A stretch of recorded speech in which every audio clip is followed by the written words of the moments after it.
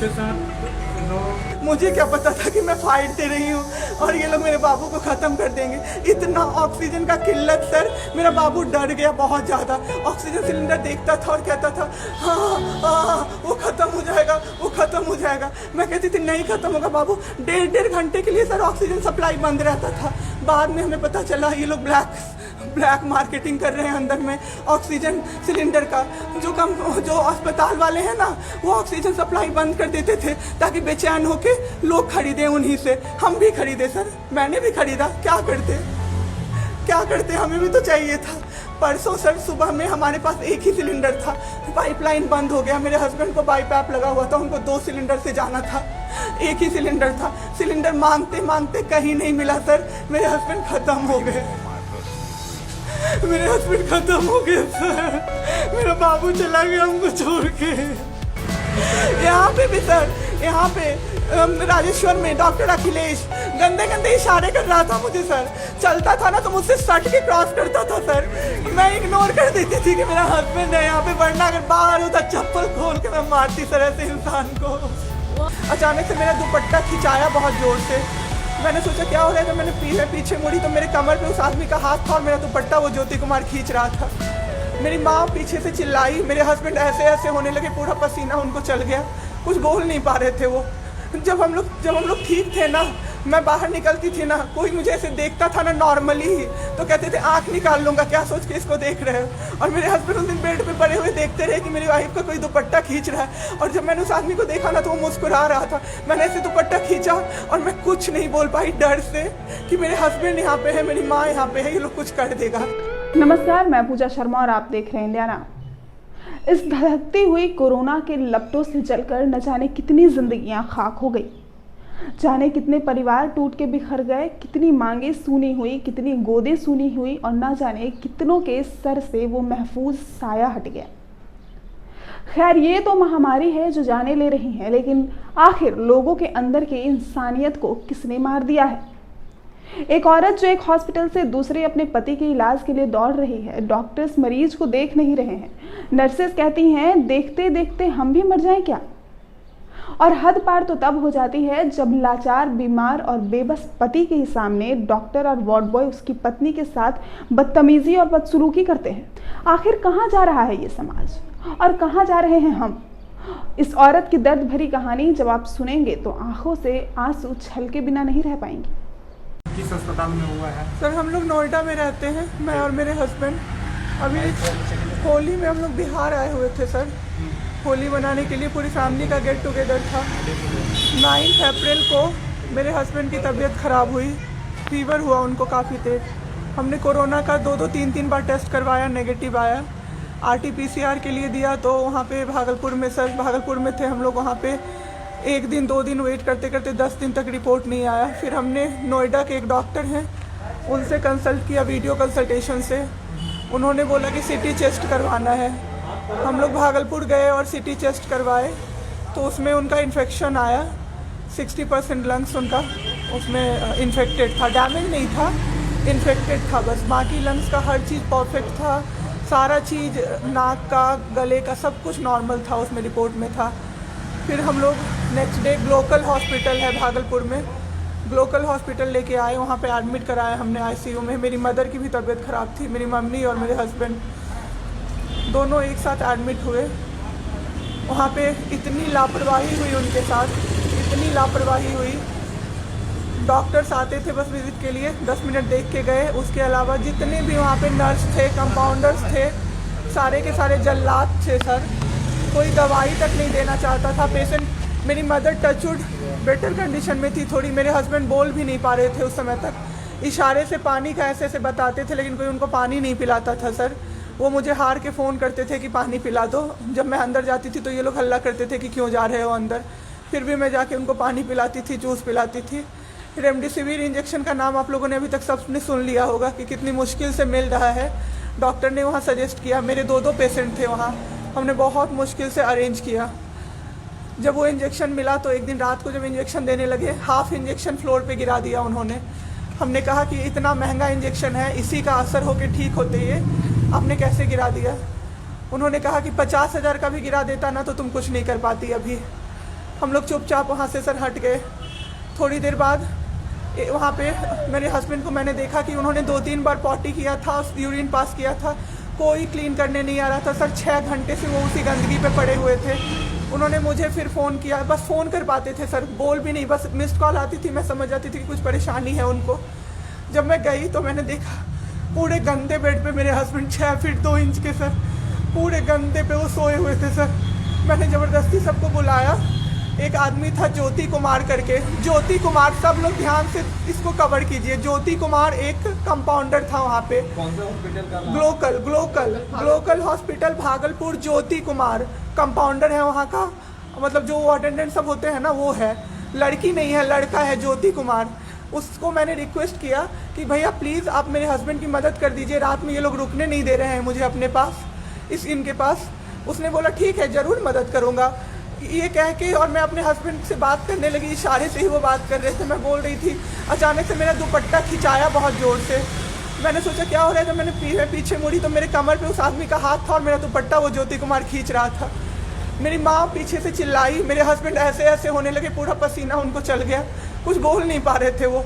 जब हम लोग ठीक थे ना, मैं बाहर निकलती थी ना, कोई मुझे ऐसे देखता था ना नॉर्मली ही, तो कहते थे आंख निकाल लूँगा, क्या सोच के इसको देख रहे हो। और मेरे हस्बैंड उस दिन बेड पे पड़े हुए देखते रहे कि मेरी वाइफ का कोई दुपट्टा खींच रहा है। और जब मैंने उस आदमी को देखा ना तो वो मुस्कुरा रहा था। मैंने ऐसे दुपट्टा खींचा और मैं कुछ नहीं बोल पाई, डर से कि मेरे हस्बैंड यहाँ पे है, मेरी माँ यहाँ पे है, ये लोग कुछ कर देगा, इस डर से मैं कुछ नहीं बाहर निकली। मैं बाहर निकल के मैं दम से बैठ गई। वो आदमी मेरे पास फिर आया, मुस्कुरा के बोला मैं ध्यान रखूँगा। मैंने बोला ठीक है भैया आप ध्यान रखना। मैंने कुछ नहीं बोला उसको, कुछ भी नहीं। 2-3 दिन बाद ऐसे ही कोई सुविधा नहीं, कुछ नहीं। मेरे हस्बैंड की तबीयत उस दिन से बिगड़ी जब रात के 2 बजे में मेरी मदर के बगल वाले बेड पे एक अंकल, मास्क उनका हट गया था और वो अंकल चिल्ला के नर्स को बुला रहे थे और मेरी मम्मी चिल्ला रही थी जल्दी आइए ये मर जाएंगे, जल्दी आइए ये मर जाएंगे। कोई नहीं आया और अंकल ने दम तोड़ दिया। ऐसे 3-4 लोग उस 2-3 दिन के अंदर दम तोड़े हैं बिना केयर के, बिना नर्स के आए। सारी नर्स टेबल कुर्सी लगा के सो जाती थी, कहती थी पागल हो गए हैं हम ही, अब मर जाएंगे इस कोरोना के चक्कर में, अब तो क्यों जॉब कर रहे हो, छोड़ दो, आपकी जगह कोई और आ जाएगा।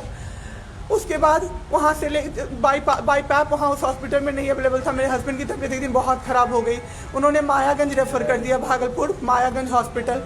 हम लोग अभी मायागंज आए, मायागंज की और हालत ख़राब। ICU में 4 बेड था। मेरे हस्बैंड के बगल वाले बेड पे 4 लोग 6 से 7 घंटे में 4 लोग ख़त्म हुए। क्यों ख़त्म हुए? वो नर्स को बुला रहे थे, सिस्टर आ जाओ, दिक्कत हो रही है, और सिस्टर नहीं आती थी। एक अंकल तो बुलाते बुलाते उलट के गिर गए, पूरा सर फूट गया, ब्लड और मर गए वो अंकल वहीं पे। इतना मेरे हस्बैंड डर गए। शाम होते होते मेरे हस्बैंड की तबीयत अचानक से ख़राब होने लगी, पूरा ये सब ड्राई हो गया, एक लेयर वाइट कलर का जम गया उनके ऊपर, बहुत ज़्यादा तबीयत ख़राब हो गई। हम लोगों को समझ भी नहीं आ रहा था कि हो क्या रहा था। अचानक से मेरे दिमाग में आया ना, डॉक्टर को कम से कम 5-6 बार मेरी बहन बुलाने गई है, क्योंकि कोई डॉक्टर था ही नहीं ड्यूटी। कब हुई आपके हस्बैंड की डेथ ना? परसों। सुनिए मेरी बात, पहले पूरी कहानी मेरी सुनिए। मेरी बहन 5-6 बार गई है बुलाने डॉक्टर को मायागंज में, तो डॉक्टर क्या कह रहे हैं, यार रात में भी सोने नहीं दोगे। जब हमने देखा जाके सर, तो लाइट ऑफ, इमरजेंसी के नाइट डॉक्टर्स का लाइट ऑफ, और सब नीचे बिछा के मूवी देख रहे हैं और सो रहे हैं, और दरवाज़ा तक नहीं खोला सर। मेरे हस्बैंड की ऐसी हालत हुई, जब मेरी दीदी बहुत जाके चिल्लाई तब एक डॉक्टर आए वहाँ से, तो उन्होंने देखा क्या कि मास्क, उन्होंने ऐसे मास्क लगा होता है ना, उसमें एक ऑक्सीजन सप्लाई का पाइप होता है ना, वो पाइप ही नहीं लगाया था सर, बस मास्क लगा के छोड़ दिया था, ऑक्सीजन सप्लाई आ ही नहीं रहा था। जब बहुत कम हो गया तब वो डॉक्टर आए और पाइप लगाया, मेरे हस्बैंड तुरंत में जिंदा हो गए। उसी दिन से उनके दिमाग में वो ऑक्सीजन की किल्लत का डर बैठ गया सर।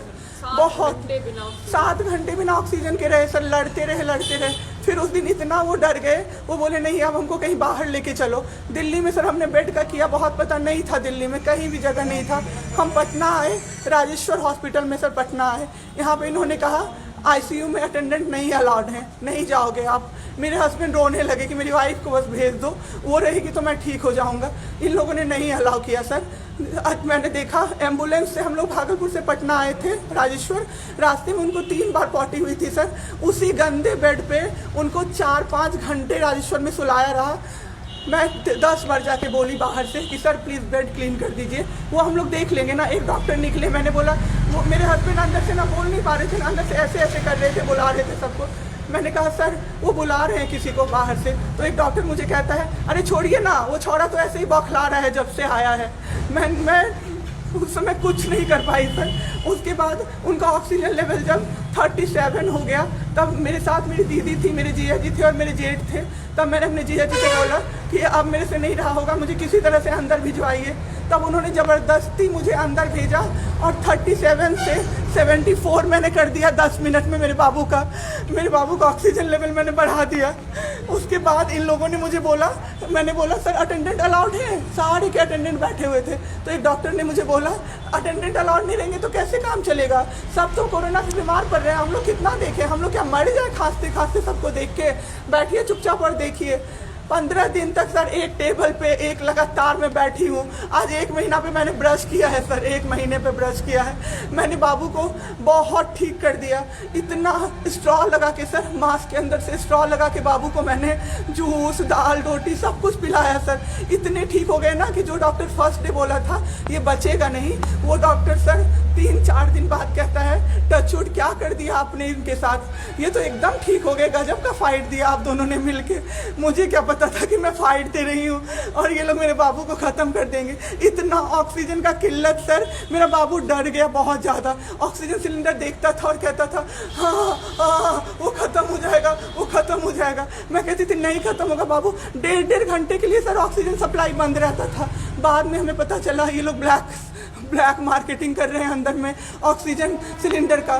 जो अस्पताल वाले हैं ना वो ऑक्सीजन सप्लाई बंद कर देते थे ताकि बेचैन होके लोग खरीदें उन्हीं से। हम भी खरीदे सर, मैंने भी खरीदा। क्या करते हमें भी तो चाहिए था।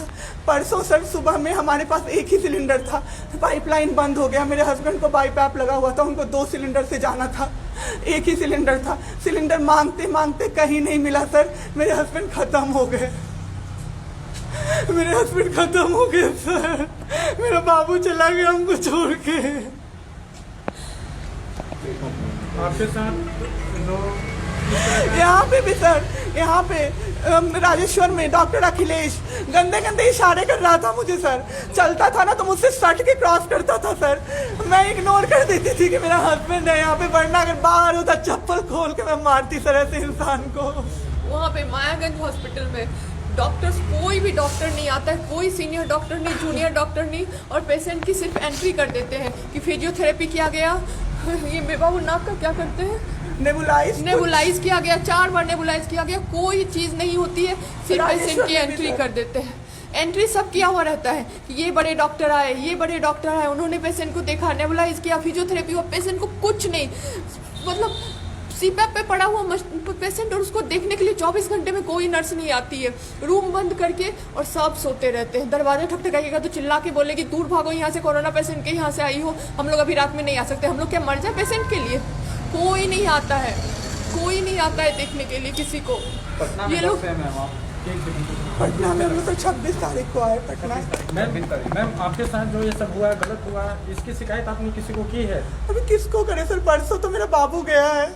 परसों शाम आप क्या चाहती हैं सरकार से? क्या अभी सबसे पहले तो मैं चाहती हूँ कि सारे जगह ये, सबसे पहले तो मुझे कोई प्लेटफॉर्म मिले जिस पे मैं ये बोल सकूँ टीवी पे जाके, ताकि लोग बचें। अब जिसके साथ जो हो नहीं हो तो सेकेंडरी है। हमारे जैसे जो लोग में पड़े हैं ना, जो ये छोड़ के भूल जाते हैं कि पेशेंट का ख्याल डॉक्टर्स रखेंगे, वो जाके अपने पेशेंट का ख्याल रखें, नहीं तो सब मर जाएंगे सर, सब मर जाएंगे। एक डॉक्टर एक दिन आए राजेश्वर में, कहते हैं अरे ये बेड अभी तक नहीं खाली हुआ है, मतलब ये आदमी अभी तक नहीं मरा है। एक आदमी के बारे में आप सोचो सर जरा सा। मेरे हस्बैंड को वेंटिलेटर पे नहीं रखा सर, वो शायद बच जाते। और जब मेरी एक फ्रेंड है डॉक्टर, उसने बात की कि आपने वेंटिलेटर भी क्यों नहीं रखा, तो झूठ कह रहे हैं कि फैमिली वालों ने मना किया। हमें कोई सजेशन नहीं दिया, कोई सजेशन वेंटिलेटर पे आप रख सकते हो, कुछ भी नहीं सर। वो बस वेट कर रहे थे कि ये बेड खाली हो। ठीक है।